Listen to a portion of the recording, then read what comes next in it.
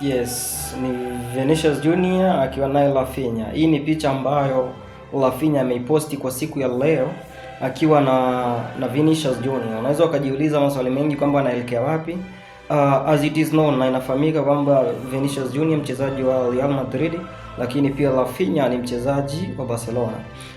Wako pamoja, ni wanaelekea kwenye maandalizi ya bonge moja la show takalopigwa siku ya Alhamisi tarehe 26 vs Ufaransa. Kwa hiyo ni battle la Brazil vs Ufaransa.